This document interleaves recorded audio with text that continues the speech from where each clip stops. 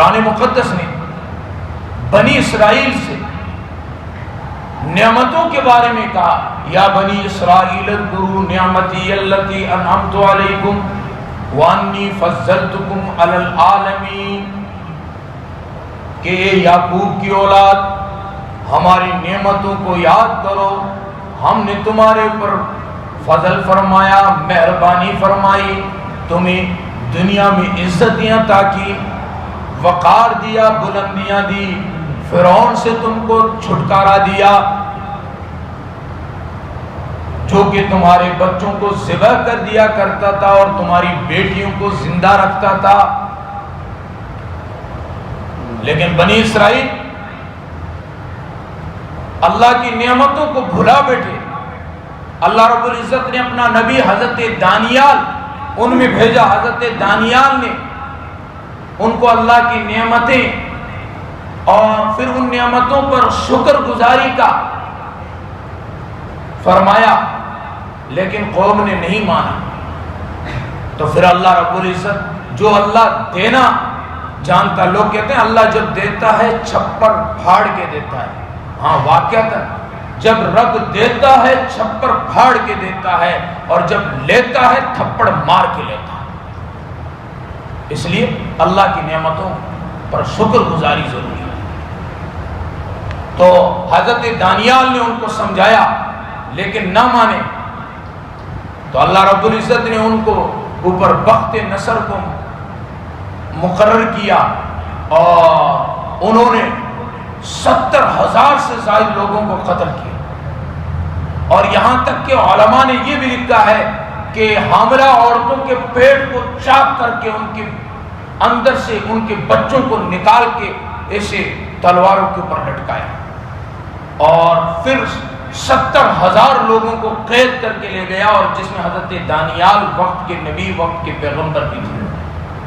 حضرت دانیال جب جیل میں گئے، ہتھ کڑیاں پہنی ہوئی، اس وقت بھی لوگوں کو تبلیغ کرتے کہ اللہ نے نعمتیں دی تھی، تم نے شکر ادا نہیں کیا، میں اسی وقت سے تم کو ڈراتا تھا کہ اللہ کی نعمتوں پر شکر ادا کرو، نہیں تو اللہ رب العزت کی پکڑ آ جائے گی۔ اس نے بخت نصر نے پورے علاقے پر، بیت المقدس پر، سب جگہوں پر قبضہ کر لیا، ان کو قیدی بنا کر لے گیا۔ اور حضرت دانیال وہاں تبلیغ کرتے تھے، تو جو جیلر تھا، جیل کا حاکم تھا، ان کا معتمد بن گیا، ان کے پاس آتا، بیٹھتا، ان کی باتیں سنتا۔ لیکن حضرت دانیال کی دعاؤں کا اثر تھا، اللہ رب العزت نے واپس ان کو نعمتیں دی۔ وہ جو بادشاہ تھا بخت نصر، اس نے خواب دیکھا اور صبح اٹھ کے اپنے جو نجومی جتنے بھی وہ جو تھے ان کو بلایا، کہا کہ رات میں نے خواب دیکھا۔ کہا بادشاہ سلامت، خواب بتاؤ، ہم تعبیر بتائیں گے۔ کہا خواب ہی تو یاد نہیں ہے۔ تو کہا ہم کیسے تعبیر بتائیں؟ کہا کہ تم اپنے آپ کو علم غیب کا دعویٰ کرتے ہو کہ ہم یہ باتیں جانتے ہیں، فلاں جانتے ہیں، کل کی جانتے ہیں، تو میرا خواب بھی تم ہی ڈھونڈو اور تم ہی بتاؤ۔ اگر ایسا نہیں کرو گے 3 دن کے اندر تمہیں قتل کر دوں گا اور تمہارے بچوں کو بھی سولی پہ لٹکا دوں گا۔ اب وہ سارے کے سارے پریشان۔ یہ بات پہنچی حضرت دانیال کے پاس۔ حضرت دانیال نے اس جیلر سے کہا کہ بھائی میں بتا سکتا ہوں، آپ بادشاہ تک پیغام پہنچائیں۔ تو اس نے کہا، وہ پہلے بھی حضرت کو مانتا تو تھا ہی، کہا کہ اس میں میرا کیا فائدہ ہوگا؟ حضرت نے فرمایا 2 فائدے ہیں، ایک تیرا فائدہ ہے، تجھے عزت ملے گی، عہدہ بڑا ملے گا، اور میرا فائدہ یہ ہے کہ میں باہر نکل جاؤں گا اور میری قوم کو میں آزاد کرا سکوں گا۔ تو یہ بادشاہ کے پاس گیا، بادشاہ کو بتایا، تو بادشاہ نے کہا لے کے آؤ۔ حضرت دانیال ان کے پاس آئے اور حضرت دانیال نے ان کو سلام کیا۔ بادشاہ نے مجلس کو، دربار کو برخاست کیا۔ بادشاہ، وہ جیلر، حضرت دانیال 3 موجود ہیں۔ حضرت دانیال سے پوچھا، لوگ جو آتے ہیں مجھے سجدہ کرتے ہیں، تو نے سجدہ کیوں نہیں کیا؟ حضرت دانیال نے فرمایا کہ میں نے سجدہ اس لیے نہیں کیا، اس میں تیرا بھی فائدہ ہے، میرا بھی فائدہ ہے۔ پوچھا کیا فائدہ؟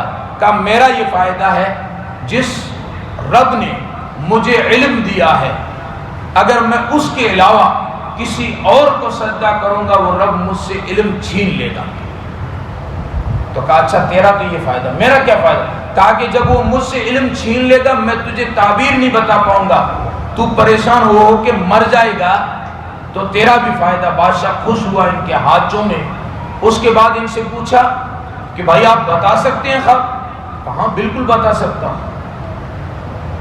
کہا کہ آپ نے خواب یہ دیکھا کہ ایک بڑا سا بت ہے جس کا سر جو ہے سونے کا، پھر باقی حصہ نیچے کا چاندی کا ہے، پھر اس سے نیچے کا حصہ پیتل کا ہے، اور اس کی رانی وغیرہ یہ تانبے کی ہے، اور پھر نیچے وہ لوہے کا ہے، اور پھر اس کے دونوں پیر مٹی کے۔ اس نے کہا واقعہ پیدا کرنے والے کی قسم، ہو بہو میں نے یہی خواب دیکھا تھا اور میں بھول گیا۔ کہا کہ اب بتا اس کی تعبیر کیا؟ تو کہا کہ اس کی تعبیر یہ ہے کہ یہ جو سر جو سونے کا ہے یہ آپ کی قوم عراقی قوم ہے، پھر اس کے بعد چاندی نیچے، یہ آپ کے بیٹے کی جو حکومت آئے گی تھوڑی اس سے کمزور ہوگی، یہ چاندی کے مالک ہے، پھر یہ جو پیتل کا ہے زرد رنگ کا یہ چینی اور جاپانی قومی ہے، اور پھر اس کے بعد نیچے جو تانبے کا ہے یہ عربی لوگ ہے سرخ رنگ کا، اور پھر اس کے بعد لوہے کا یہ حبشی قومی ہے، پھر اس کے بعد مٹی کے، یہ کہا کہ وہ حکومتیں ہیں جو لیڈیز کی حکومتیں ہیں، عورتوں کی حکومتیں ہیں۔ پھر کہا کہ اس کے اوپر ایک آ کے پتھر گرا اور اس پتھر نے اس کو پورا کا پورا چکنا چور کر دیا، آپس میں ملا کے رکھ دیا، اور پھر وہ پتھر پھیلا اور پورا کا پورا وہ پتھر پھیل گیا دنیا میں۔ وہ پتھر کیا ہے؟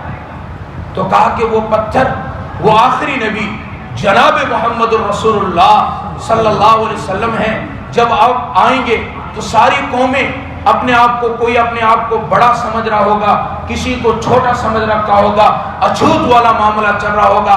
آخری نبی، آخری پیغمبر جب آئیں گے ساری اقوام کو ملا کے رکھ دیں گے، اونچ نیچ کا، بھید بھاؤ کا یہ جو لوگوں کے اندر چل پڑا ہے اس کو مٹا کے رکھ دیں گے، سب کو برابری کا حق دیں گے۔ یہ آخری نبی جناب محمد الرسول اللہ صلی اللہ علیہ وسلم کی آمد ہے۔ بادشاہ خوش ہوا اور کھڑا ہو گیا حضرت دانیال کے ہاتھوں میں، اور حضرت دانیال کو اپنی بادشاہت، اپنی وزارت سب کی سب حضرت دانیال کو سونپی، اور اس نے کلمہ پڑھا اور مسلمان ہو گیا۔ کئی باتیں یہاں پہ معلوم ہوتی ہے جو میں شروع میں لے کے چلا تھا کہ اللہ کی نعمتوں پر شکر ادا کریں گے اللہ نعمتوں کو بڑھا دے گا۔